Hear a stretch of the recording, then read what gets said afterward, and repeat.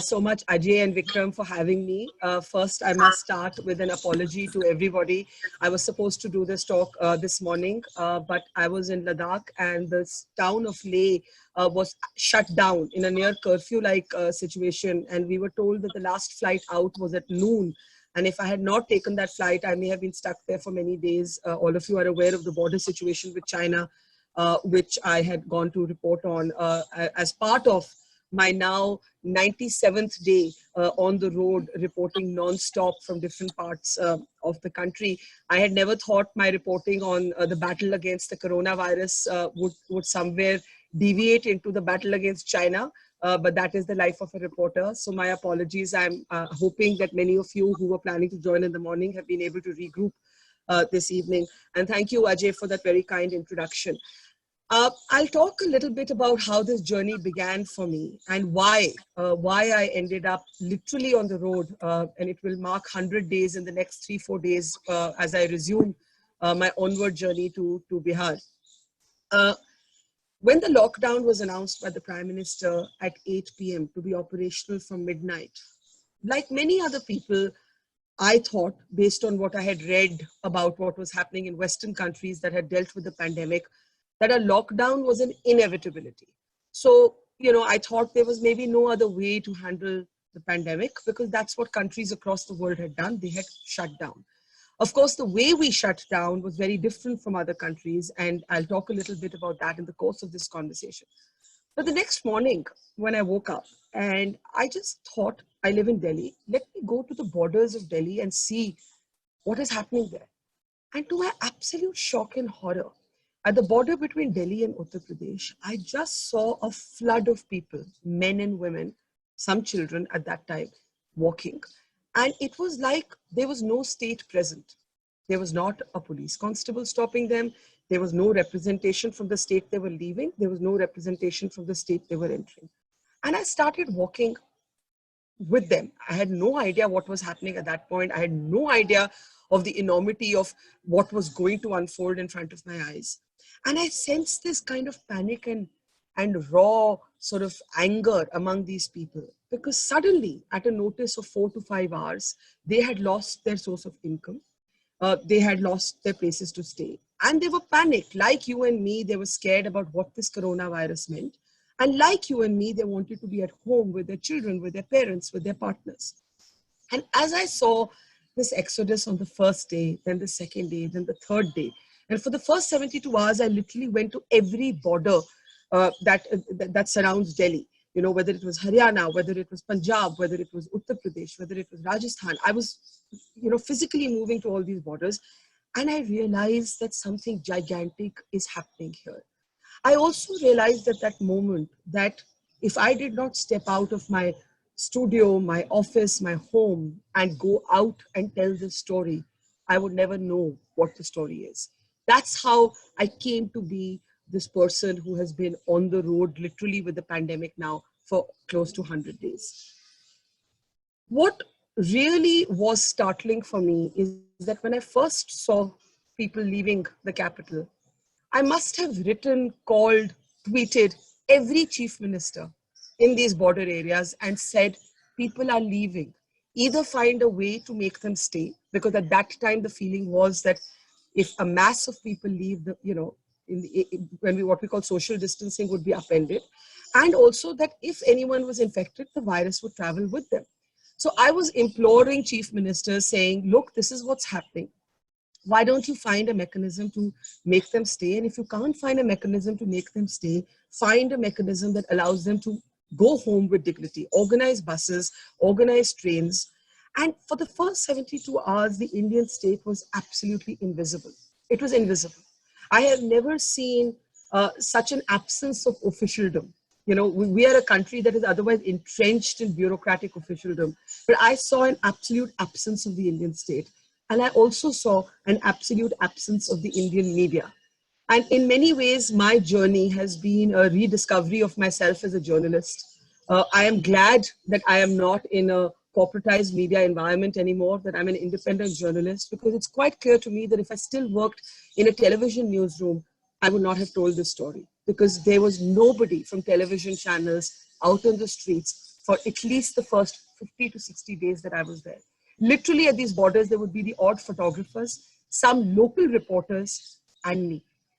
And what happened was that after the first 72 hours, when I started putting out multiple videos, and I still remember there was this man who worked in a car factory of Maruti, and he was walking about 700 kilometers to his home in Uttar Pradesh. And he said to me on camera, he said, "You wait and see, only the poor will die. No politician's son will die. No rich person will die. Sirf garib aadmi marega." And then he looked at me and he said, "Could they not have even organized one bus for us? Is it because we are poor?"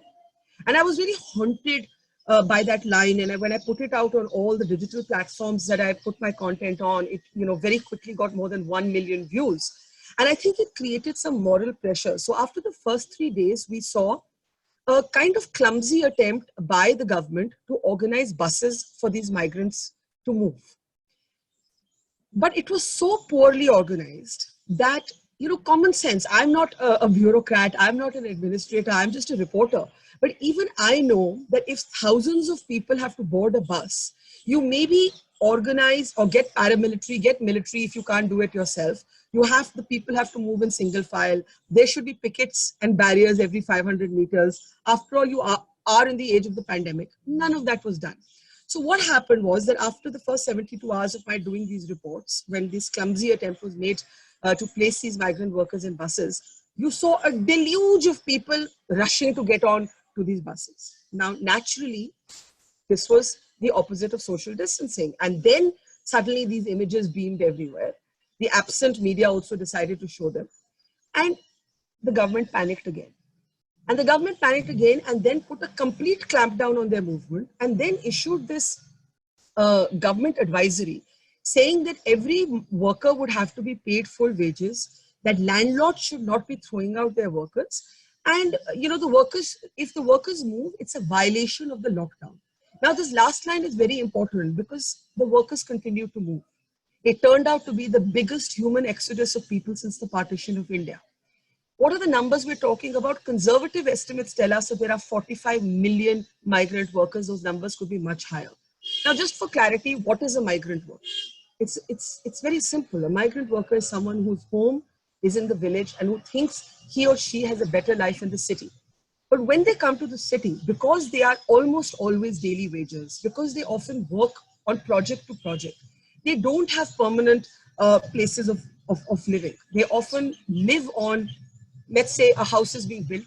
They will be provided some little shanty room where 6 people will live in one room on that construction site. So if that construction stops and the factory owner says that now I don't have money to pay you, please leave, these people have to leave. And a lot of people, in fact, almost everybody who left was a daily wager.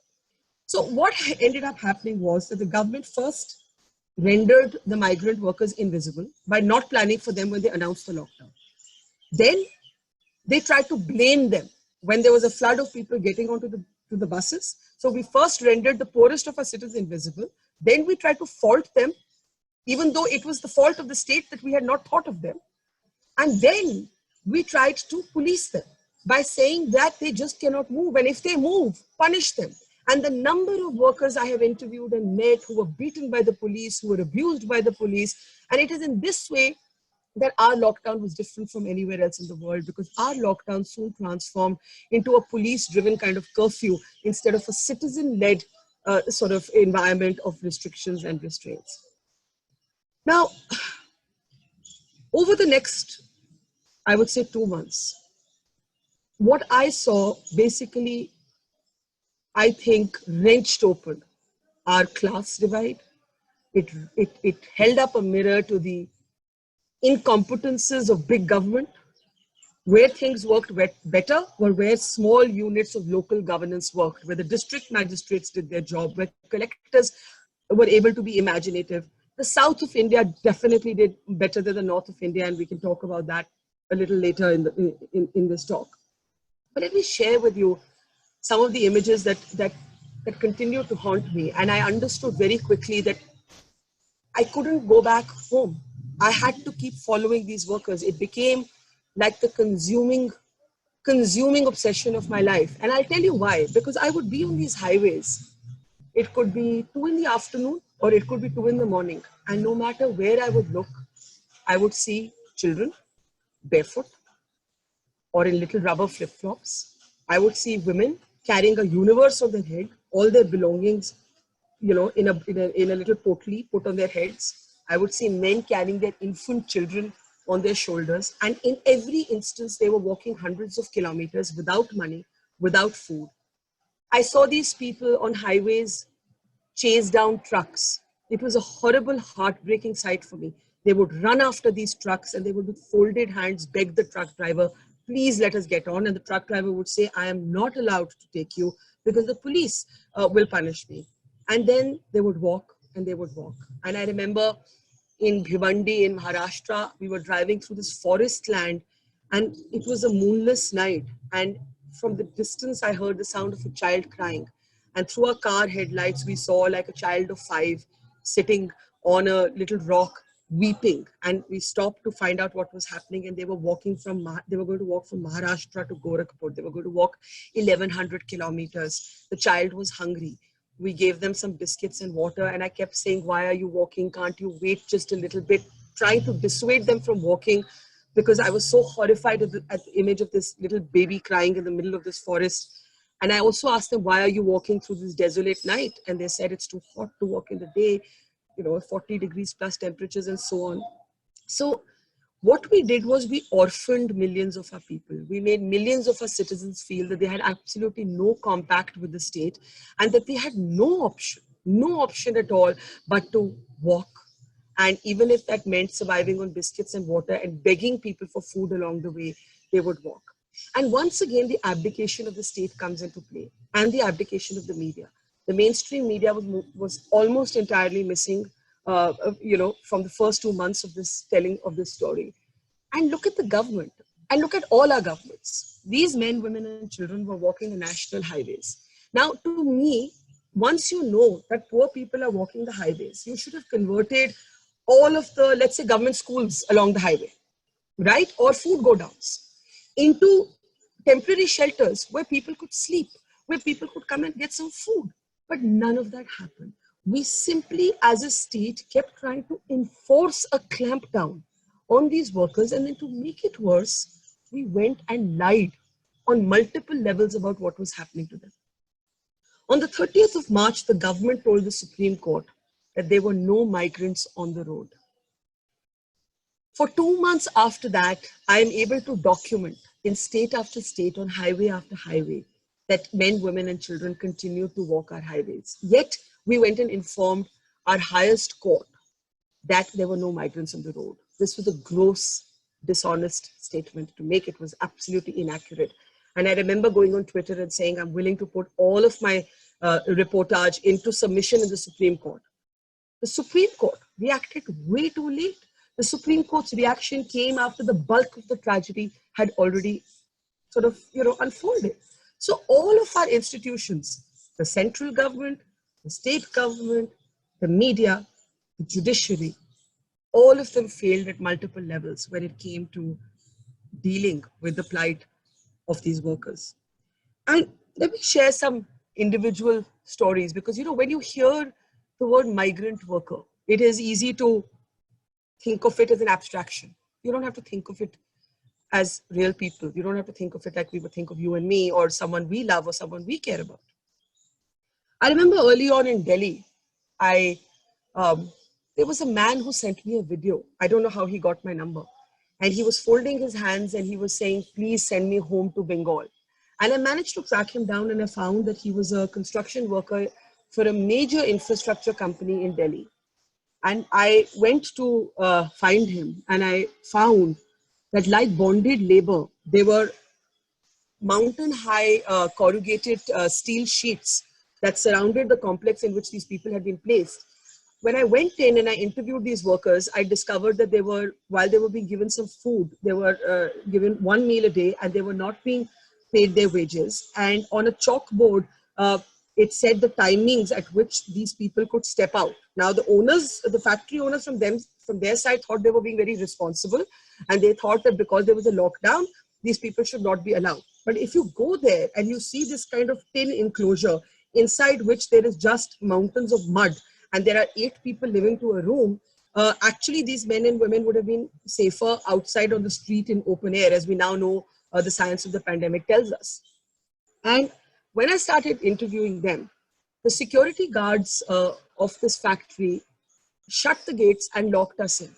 And when I asked why they had locked us in, they said that we were not permitted to film these people or tell their stories. And that is when I understood, as I got locked in with these workers. And of course, I was able to use my privilege as a reporter. I said I would call the chief minister, I would call the police. I made such a racket, but I was locked inside a factory for 45 minutes. And it took all the aggression in me and all the fight in me to get out.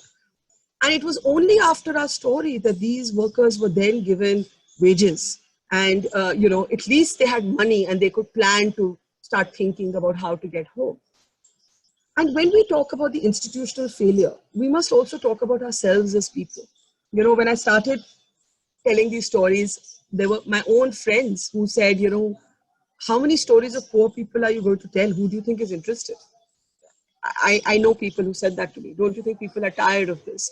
There were the elitism of our response. I mean, there was a callousness, there was a failure of political imagination, and there was gross elitism.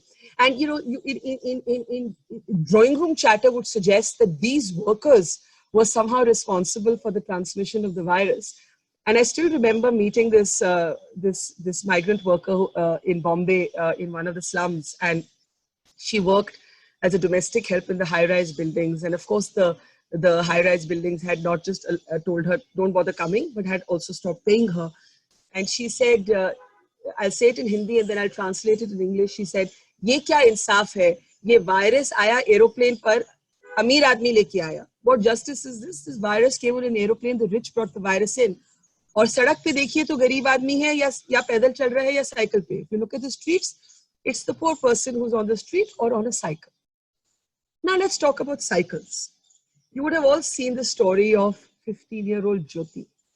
Jyoti was a teenage girl who cycled her way to Bihar for Delhi, and her father wrote "Pillion" at the back of the cycle. And then she was hailed as this heroine. Ivanka Trump tweeted about her. Our ministers wanted to, make her join a cycling federation.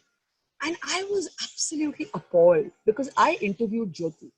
And Jyoti told me that it took her 8 days on that cycle without food. They would sleep at petrol pumps. The police beat them multiple times on the way. She thought of giving up multiple times. And all she wanted to do was to study. And here we had taken this Jyoti and we had romanticized her into a story of hardy courage. Of course, she had courage, but it was an absolute tragedy. And actually, it was criminal that a child had to carry her father on the back of a cycle to her home state. And we were making ourselves feel better about ourselves as a country, as a society, as a government, by somehow heralding her as, this new sportswoman on the horizon, right? So in so many ways, this tragedy revealed to us the underbelly of ourselves as a country, our inequities, our biases, our need to withdraw into a socio-economic bubble when the truth is too inconvenient. I remember meeting the family of a man called Mukesh Mandal, who was from Bihar. And because he had absolutely no money, he used to do odd jobs as he used to do construction painting. And he sold his phone for 2,500 rupees. With 500 rupees, he bought a fan because it was so hot. Then he gave the rest of the money to his wife and said, buy some wheat and rice. And then the next day, he took a cloth, he strung himself to a bamboo pole and he killed himself. And, all that the government wanted to prove to me at that time was that this is not a hunger-driven death, because hunger-driven deaths are a very political, loaded phrase, and no government wants to accept a starvation death. But when I met Mukesh Mandal, it became clear to me that the humanitarian crisis in India, the way the lockdown had been enforced, the specific conditions of Indian society, and I'll talk a little bit more about them, basically meant that this copy-paste version that we had done of the lockdown from the West was a colossal mistake. So I went from being a kind of resigned votary of the lockdown because I thought there was no other option, to a ferocious opponent of it. And I kept doing story after story, writing column after column, video report after video report to bring home this tragedy in the hope that there would be some intervention. But even when the interventions came, the state lied about the interventions. And let me give you an example. Governments claimed when the trains finally started running, and look at the fact that we took 2 months to get trains running. Indian Railways ferries 23 million people every day. If in the beginning of this lockdown, we had just run the trains for 3 days, all the workers would have been home. Instead, we waited till the virus spread, till the cases went up, and then finally, accepting that the workers were going to walk anyway or they were going to get onto the backs of trucks, we said, let the trains run. Even then, we didn't run the trains at full capacity. And then we said the trains, the center and the state are sharing the cost for the tickets. This was an absolute lie. I have been on trains that have carried migrant workers. I have interviewed workers. I have photographs of their tickets. In every case, the worker had paid for his own ticket or her own ticket. If they were lucky, their malik, as they call them, their employer, had funded the cost or an NGO had. But in most cases, they had paid. Otherwise, how are they getting home? They were paying 3,000 rupees to get onto the back of a truck. It was almost like, watching those images that we have seen in movies where children are trafficked and you see these cartloads of people stuffed onto the trucks and they're hidden behind the trucks so that nobody can find them. And I remember the first time I saw such a truck, I felt physically mortified because I was like, what have we done to our people? We have reduced them to this. And I still remember the truck. There was a truck at a police checkpost in Bombay, and the policeman wasn't letting me come anywhere near the truck. And I knew that there was something to hide. Why was the policeman not letting me get onto the truck? Now, what I don't know is, was the policeman taking a bribe to let the truck go through, or what was happening? I have no idea. But I jumped onto the truck. I clambered on. I opened the flap of the truck and I saw about 200 people squished into like a small handkerchief space. And I remember interviewing this one man who got very angry with me. He said, why are you here? Because of you, this policeman won't let us go. So I said, look, I've been telling your story for the last 2 months. He said, I don't know. Yahan par to koi nahi hamara story batane aaya. Meaning no one here in Bombay came to tell our story.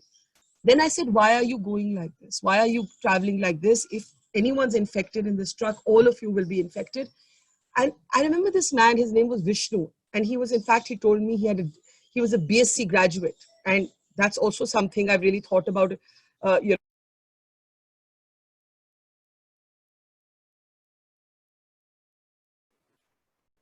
Your voice is frozen. Your video is frozen. In these last 3 months, about how, can you see me? Am I back? Now you're back, yeah. Okay, sorry. I'll just pick up from there. Yeah. So I was talking about Vishnu, whom I met at the back of a truck, and he was in fact a BSc graduate. And I got into a bit of an argument with him because he was a very, very confident young man. And, first it struck me that imagine a BSc graduate has to come and work as a worker in one of the bastis in Bombay. And what does that say about our education system, about our economy and so on? But that aside, I said to him, why are you moving like this, right? Because if one of you is infected, all of you will be infected. And he said, you think we don't know that? But I am telling you that one, if I stay here, the poverty will kill me first. And if I'm going to die, I would rather die at my home and not here where nobody will even come and give me medicine, where nobody will even bother to bury me or cremate me if something were to happen to me. And worker after worker said this to me. One, that the poverty will kill us first, and two, that there is no one to look out for us here. So they were really, as I said, orphans of the state. And finally, when I found that maybe I was not being able to appeal to the conscience of people, I thought, let me try and appeal to their business sense, to their need for preserving the economy. And I remember doing this report. It was the highway connecting Udaipur to Gujarat. And there are a whole bunch of cement factories on this highway. And there was a mass exodus taking place of these of these workers, and I started interviewing them, and I asked them one question. And I said, will you come back? And they said, we will never come back. Over our dead bodies, the way we have been treated, we will never come back. And that evening, I put out a story saying, you know, if our conscience is not bothered, at least if you care about the economy, at least if you care about running your factories, you have to do something. I came to Hyderabad. Some of you are in Hyderabad. And I went to a junction out on the city outskirts, and I saw trucks just officially carrying workers and leaving, and every person was paying 3,000 rupees to get onto the back of this truck. And I tried to ask the policeman, why are you allowing these trucks to go like this? And they just shrugged their shoulders. And you know, this was about 2.5 months into this crisis. So basically, the different steps of response were: first, make them invisible, then blame them, then try and clamp down on them, then pretend that they're not walking the roads, then give up and say, okay, let's do trains, then make them pay for those trains, make them pay for those trucks, and now finally blame them again, saying, oh, they've carried the infection into the villages. It was an absolute colossal failure of governance. There is no other way to actually put it. And one of the things that I started thinking about was, I had two questions. What happens to children? Because children are being pulled out of the school system. Children are being displaced twice over.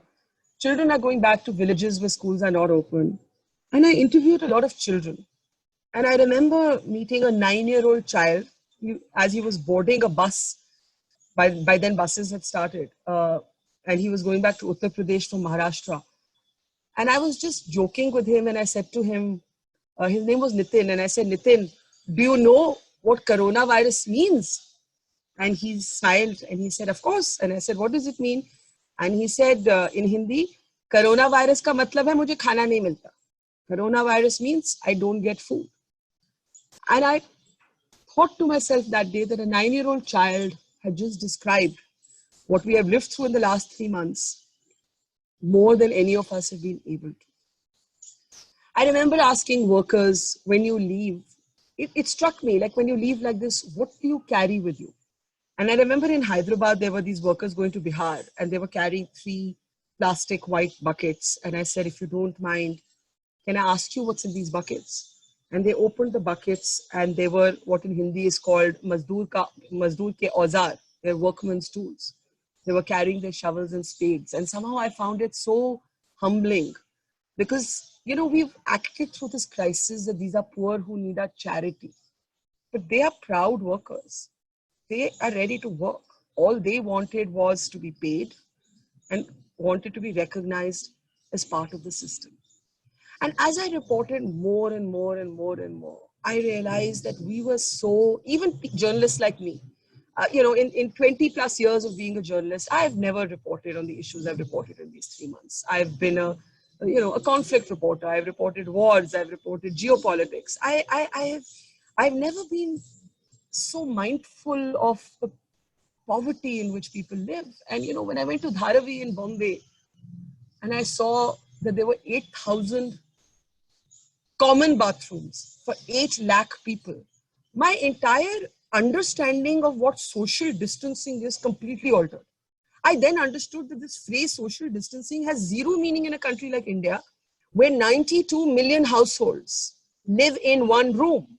92 million households live in one room. So when we say to these people, stay at home, we are actually endangering their lives. We're pushing 8 people into the size of a cupboard. And the common bathrooms of Dharavi became a giant reason for why that pandemic spread in the Basti in the way that it did. Yet I must confess, Mea Culpa, if it hadn't been a pandemic like this, I've been to Bombay millions of times. I've never done this kind of stories before. So in some ways, while I did my best and I continue to do, to be on the road, and the last part of this story is yet to be told, what's happening to these workers when they get back. And that's the story I'm going to be telling. I think it's shown us all up. And I want to say, because we haven't discussed the pandemic at all, and maybe we can do that in the question answers, that this abdication of the state that I saw with the migrants, This is the similar abdication of the state that I have seen with our poor outside hospitals. So my reporting, I would categorize in 3 phases. The first part of my journey has been taken up by reporting the workers, our poorest citizens. Then I shifted my focus to what was happening at the hospitals. And I would spend hours outside hospitals, inside hospitals, inside COVID hospitals, inside small COVID hospitals, which were where the wards were, not even as big as a regular bedroom. And outside government hospitals, where I would see young resident doctors bearing the cross of this pandemic, and really salutes to them. But what I found was again an absent Indian state. You have families just desolate, sitting outside hospitals, waiting for a bed. I have met a woman outside a hospital in Mumbai who lived in the hospital for 11 days and would clean up the room in which her mother, who was COVID positive, was staying, including the bathroom. And that in itself would not be a big deal, except that this is meant to be an isolation illness. And I said to her, you're not supposed to be doing this. And she said, what can I do? There is no staff inside the hospitals. I have been inside hospitals where poor people have taken cardboard strips and lain on the floor and made beds out of them for days altogether as they wait to be admitted to the hospital. I have seen a private hospital tell a person that if you do not deposit 1 lakh rupees in 1 hour, your mother who is on oxygen will be taken off that oxygen. I have documented that. I have filmed that. I have seen with my own eyes an old lady of 80 years old wait in an ambulance for 50 minutes before a doctor from that hospital came to attend to her. My judgment is not of doctors. Doctors are beleaguered right now. We are desperately short of healthcare workers. But our system, the fact is that this lockdown had only one purpose. It was meant to prepare our healthcare system for the phase in which we are in now. And then that was not done. And instead, we unleashed a humongous human tragedy on our poorest people. So we didn't achieve what the lockdown was meant to do. Our state continued to be invisible. There was no human interface, no human being, no official representation. Even now there isn't to talk to patients who come desperately looking for beds.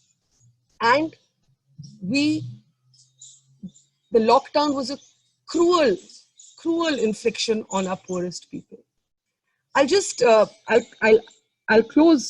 I'll close with one thought that I have of the 3 months, what I have witnessed. I basically think that if the lockdown in any way minimized the spread of the virus with many people staying home, basically what we've done in this country is we have made the poor pay. We have literally made the poor pay to keep the middle class, the upper middle class, and the wealthy safe. So when they say that the virus is a great equalizer, that is simply not true. The virus technically may be a great equalizer, but in India, only the poor have paid a price for it. So I'll just pause here and maybe I can bring up some of the other things in the question and answer. Thank you, Barkha. It's been, I don't know what to say, but I can only say that, I can repeat what you said, that the stories of the poor should never be over and should be repeated as many times as we should. I mean, anyone who thinks that it's the same story all over again is making a huge mistake. And we are fortunate that we have you there who have chronicled and remembered. Possibly after partition, this must be the biggest humanitarian tragedy which we have in the country. And I can only say that you are a credible witness to the horror. I wish we didn't have the horror, but there are many questions here, and we will ask you those questions. Some of them may not be connected with the pandemic issue. That's okay. That's okay. I can answer them.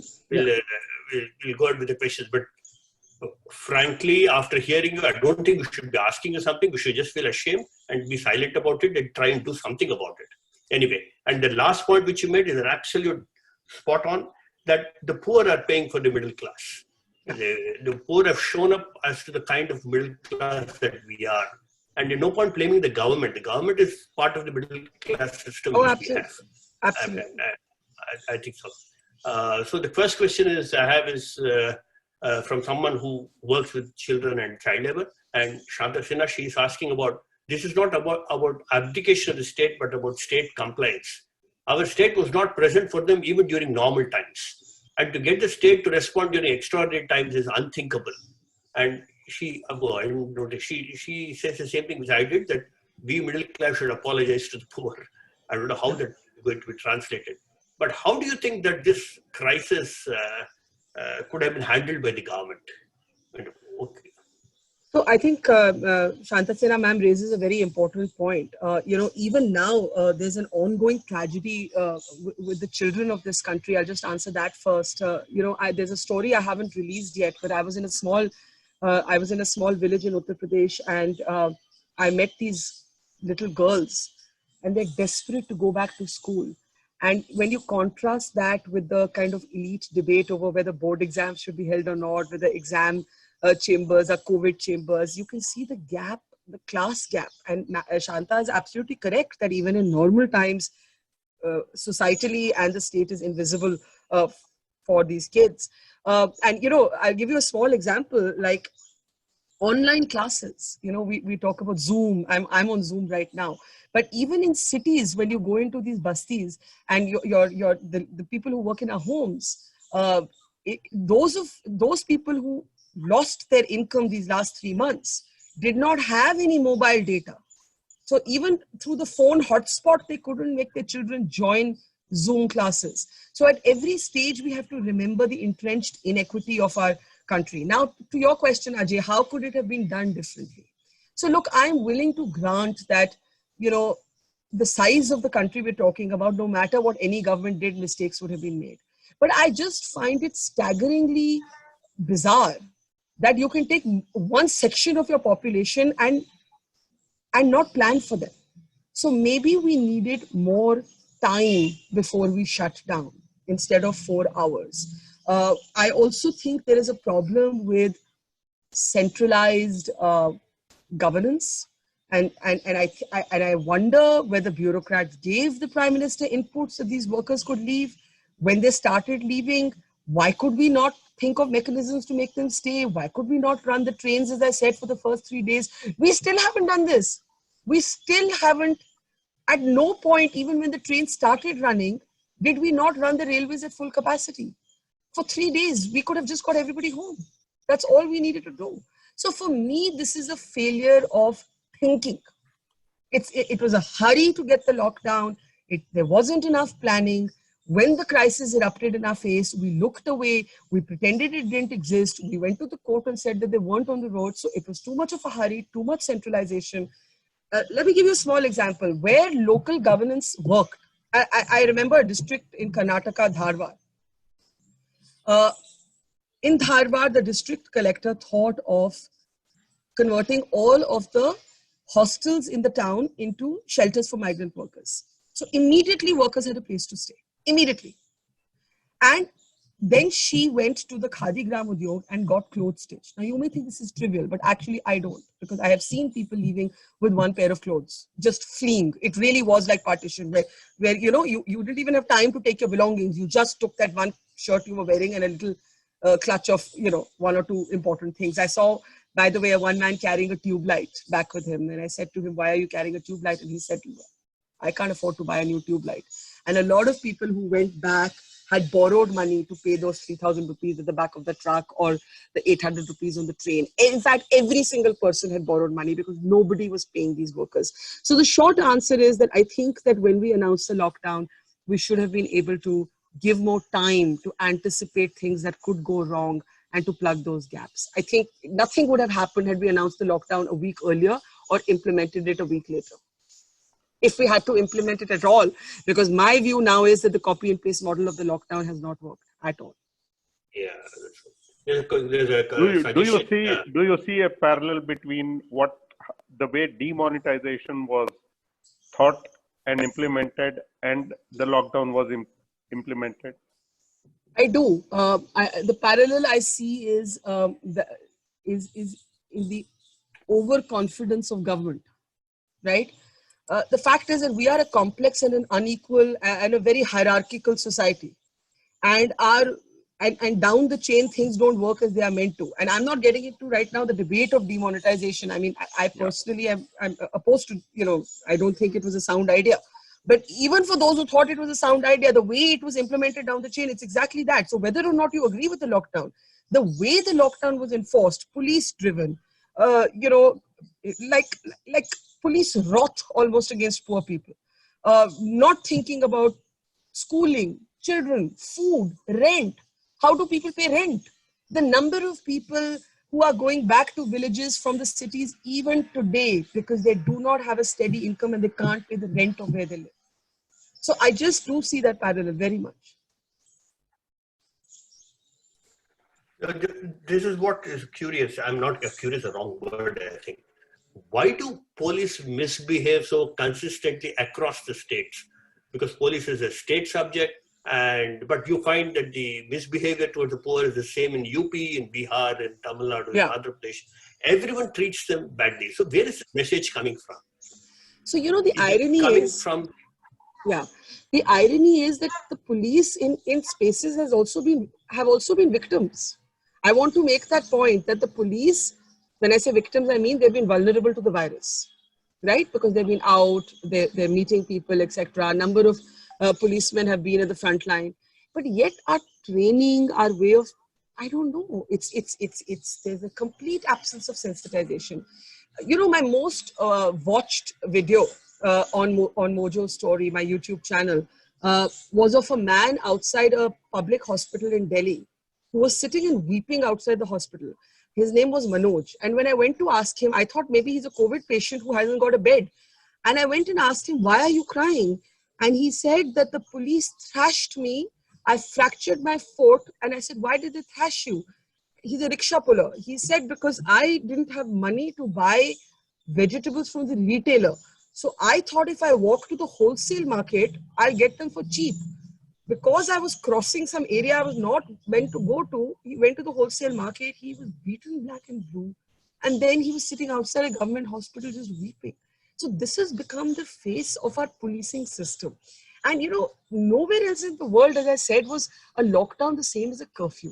We, for example, shut down public transport. We could have at least kept public transport open for essential services. You asked me earlier, some of the things we could have done differently. You know, we had hospital staff. I've met hospital staff at All India Medical Institute and other hospitals who have walked 15, 20 kilometers to get to work. Would we do that? In our class, would anyone do that? Absolutely not. So again, class divide, unthinking, not enough attention to detail. You know, what's common in demonetization, and this is a very macro approach to governance. You need detail. You need small units of governance to look at detail. Kerala seems to have done that much better, different from on this. But Amita wants to know, you were going to talk about what happened to the migrants when they reach home. Yes. Tell us about it.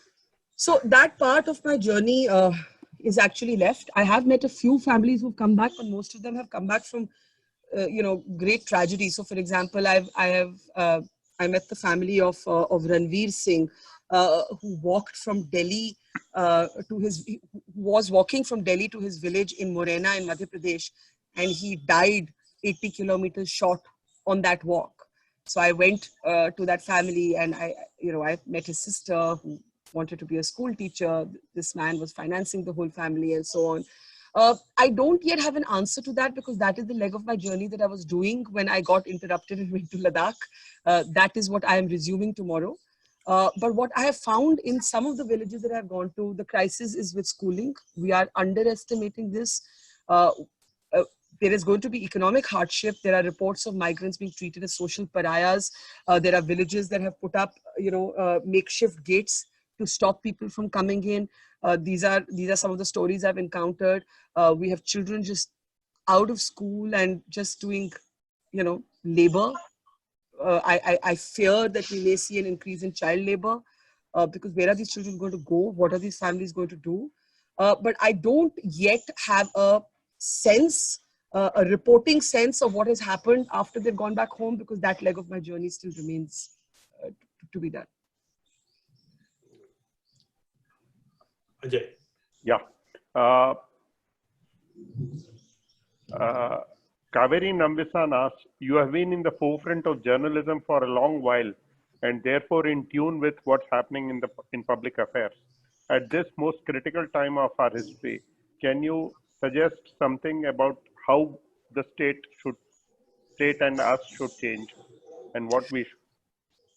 So let me give you a small example that I picked up from Kerala. Uh, I was astonished to find that when Keralites go back, uh, so they're asked to be in what's called room quarantine, not home quarantine, but room quarantine, which means that they can't come out of their room. But I wonder how many of you know that the local panchayat has to first go and verify whether the room is clean enough and the bathroom is clean enough. And in our cities, we can't even imagine that level of governance percolating down to that local level. So in Kerala, I really saw this sort of on-ground involvement of the panchayat. It made all the difference to the containing of this pandemic, truly. The second, of course, is just, the health infrastructure is creaking. We're under 2% of our GDP on healthcare. I mean, if this is not a wake-up call, I don't know what it is. And yet, it has taken 2 months for our governments to cap the fees of our private hospitals. 2 months. And people have been, as I told you, I met a man who was asked to pay 1 lakh rupees otherwise his mother would be taken off oxygen, and this was at a private hospital. What can we do as people? The one thing that happened in India that has not happened anywhere else in the world, and it should shame us, is the stigma that we brought to anyone who was COVID positive. For anyone who lived through the 80s, it is reminiscent of what HIV positive patients went through. We treated people who are COVID positive as pariahs instead of just people who are ill. It's just a more extreme version of having swine flu or dengue. Yes, it's highly contagious, and precautions should be taken. But our housing societies, our resident welfare associations became tin pot dictators. Forgive me for saying so. We started treating people, especially the poor, like they were criminals. Instead of just being people who are ill, we have managed in the middle of this to communalize this pandemic also. Our television channels managed to make even this a Hindu-Muslim issue. And it was only on my reporting journey that I picked up these stories talking about the Hindu-Muslim dimension to this. In Gujarat, I met a man called Abdul Malabari, who basically has devoted his life to performing last rites for those whom no one is willing to do that for. And he cremated Hindu bodies along with burying Muslim bodies.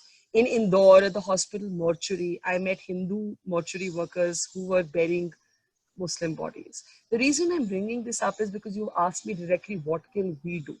We could do small things. We could, in Surat, for example, there were societies who decided to make 5 extra rotis in their kitchens every day and feed migrant workers. We could look inwards and look at our stigma. We could look at the difference in which we treat poor people who live in colonies from how we treat our neighbors who have coronavirus. We could examine whether we really cared about that migrant worker who killed himself. Because actually, most of our elites spent all their time baking banana bread on Instagram. And that's the sad truth. And I don't judge anybody, but never before has the class divide in this country been as glaringly, horrifically open as it has been in these 3 months. And it's still carrying on, by the way. You will see more people leaving the cities. More people are going to leave the cities because I meet people every day who say that their employers have not yet taken them back and they have no money. A corollary. Do you think, Vikram, one corollary, if you don't mind, do you think the migrants and the poor people who have suffered will revolt back against the system? So I have definitely chronicled differing moods of the migrant worker. It started with fatalism. Then there was despair. Then there was desperation. And then I did sense rage. I have definitely sensed rage. I remember in a neighborhood in Surat, and Surat is a big migrant workers hub. Workers power the textiles and the diamond factories there. And, people were telling me how they had to keep selling personal items to keep to make ends going. And somebody there said, "Par aapko khana to mil raha hai. At least you're getting food." And the workers were furious, and they were, there was almost a violent mob fight there. And I do feel that if we are not careful about what happens to these workers now that they're back, I hope we don't see a third round of the abdication of the state, right? Uh, we should brace ourselves for some serious social unrest. I do fear that. I don't know if it will take the form of a revolt against the system. I don't know if it will change the outcome of elections, but I do fear a period of social unrest. The question here I have is, what is your opinion of the bureaucracy during this period? Did they work well with the civil supplies department or the local law enforcement? The bureaucracy in some places has been absolutely heroic, and in some places has been absolutely absent. See, for me, for example, the fact that this exodus could not be stopped or could not be anticipated is frankly a failure of both political thinking and administrative thinking. It's both, right? So we can call it a failure of political imagination, but we must also say that there are people with experience in administration who neither anticipated it nor could contain it. But at a local level, I have met staggeringly impressive collector level officers who have really been working 24 hours, seeing off trains themselves, overseeing what food is being packed, where workers are staying. So it's really often dependent on the will of the individual officer. It should not be like that, but that is what I have picked up. And I was saying earlier that the South has performed better than the North. I don't know whether the reason is socio-economic, whether it's a more efficient level of a trickle-down governance system, but that I definitely is something I take back with me, that the southern states have done better. The other question is, of course, this is directed at you.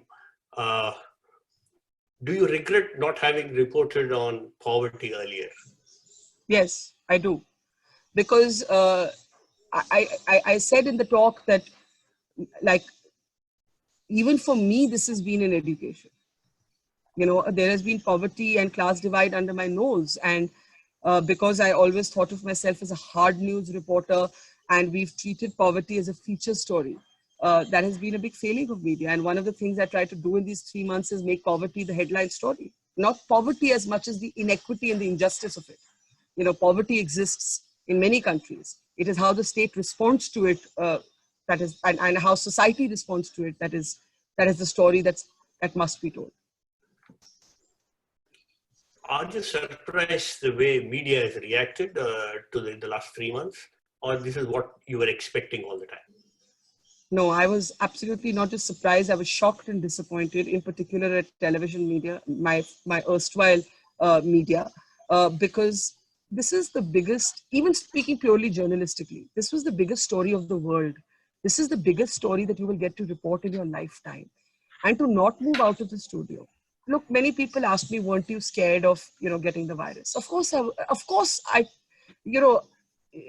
there is a risk.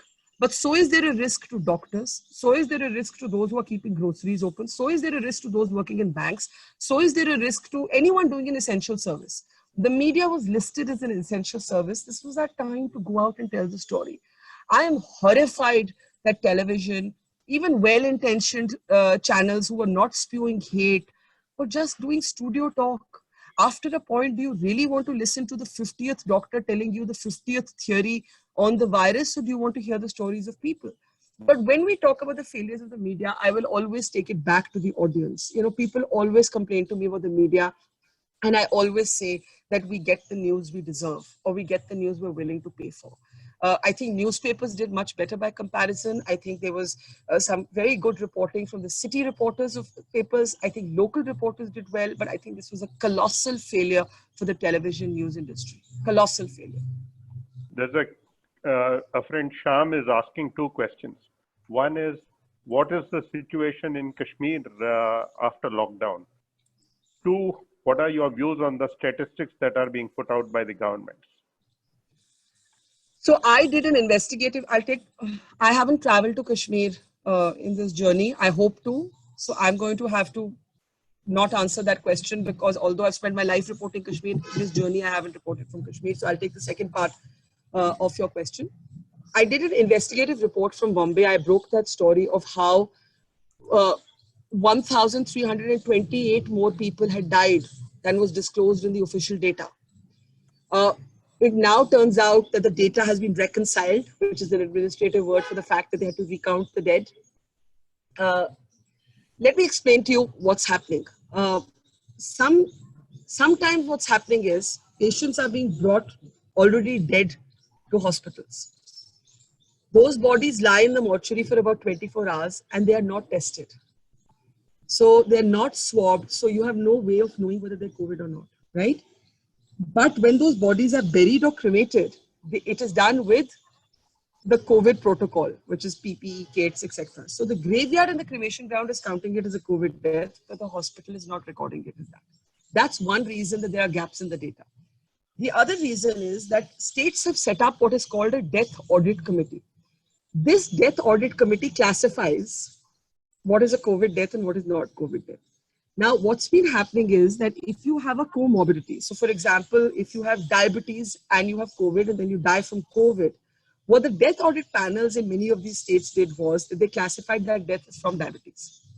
So in Maharashtra, definitely when the data was reconciled, and this is one of the reports I did personally, so I can talk about it, 1,328 more COVID deaths actually took place than the official data suggested.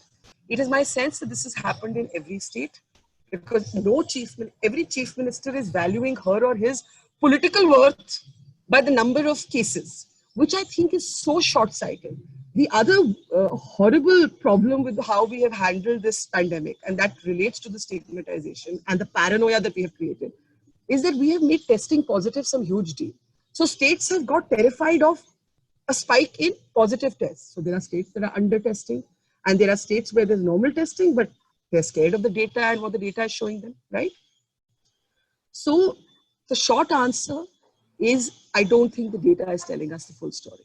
I have personally investigated this from some reports, so I'm able to say with confidence that we may not ever know exactly how many people die from COVID in India.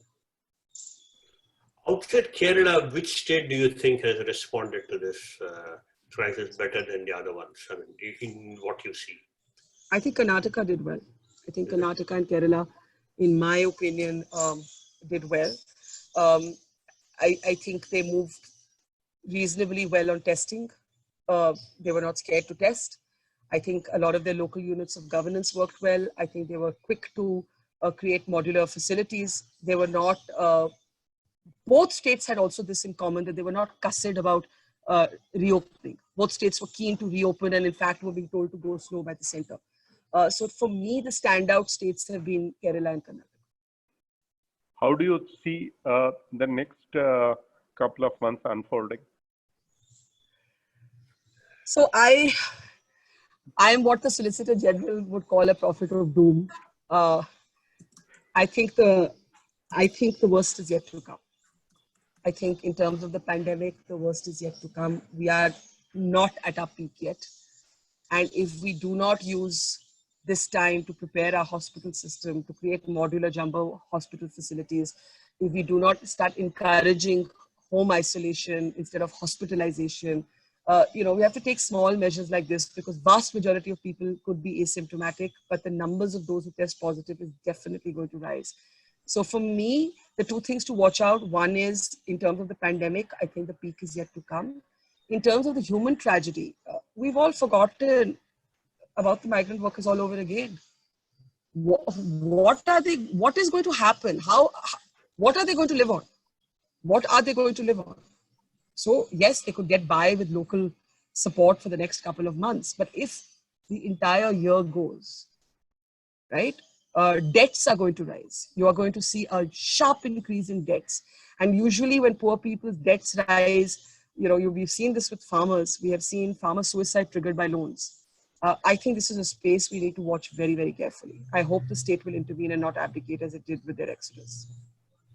I see that, there's a small thing I want to you have seen politicians working on this crisis at various places. Usually they have a pulse on on what the people want and do not want. Why are they running away? Because they're afraid of their health, or they think that it's not a crisis enough for them. You know, this was an opportunity for a politician to travel across India. This was a moment when a Mahatma Gandhi could have emerged from Indian politics. Yeah. It was a moment of deep tragedy, and every politician, not one politician, lived up. It doesn't matter which party you think of. Where were the politicians in our hospitals? Where were they in our villages? Why were they not walking with our workers? Where were they? They were just not there. I guess they were scared, or I guess they thought. With migrant workers, there's also a cynical theory that their votes don't count because sometimes they don't, they don't go back for elections and so on, right? So I remember one activist telling me that they're nowhere people. They don't belong to anybody, and that's why they're treated like this. But I wish a politician had seen this as an opportunity. You may find my word slightly unethical, but I do think there was a political opportunity. For example, if Rahul Gandhi had spent 19 days on the road instead of doing Zoom interviews, Right. I think he'd be a better politician today. Yeah, Absolutely. no question about it. Very true. But anyway, I thank some politicians who have trained us on Thali Bajai. Sorry, I lost you on that, yeah. I thank some politicians who have trained us on candle lighting and Thali Bajawing. I was not good at it, and I wish they will give me a second chance to do it better. Finally, before we close, what do you think was the role of the NGOs? How did you find that? Great question. I'm so glad you asked it because I'd forgotten to actually talk about this. See, this has been a government that has been hostile to NGOs, as we've seen. Yeah. However, on the ground, every local district magistrate needed the help of civil society to even do things like run food camps. Without NGOs, this humanitarian crisis would have been 1,000,000 times worse. And I think that the government had to confront how NGOs are so intrinsic, right? Whether it was getting lists of migrant workers and where they need to go back home, whether it was generating funds, whether it was in helping feed people. And I remember in Surat, I went to one of these food camps for migrant workers that were being run by one of these NGOs. And I asked the district magistrate, why don't you run them? And they said, we just don't have the capacity to run something on this scale. So they were basically admitting that the NGOs had a greater scale and a greater capacity than they did. And I hope that this, enormous work done by NGOs across India, really across India, civil society shone in some ways, will stop the hounding of NGOs by this government. I hope the government realizes that they need NGOs in times of crisis.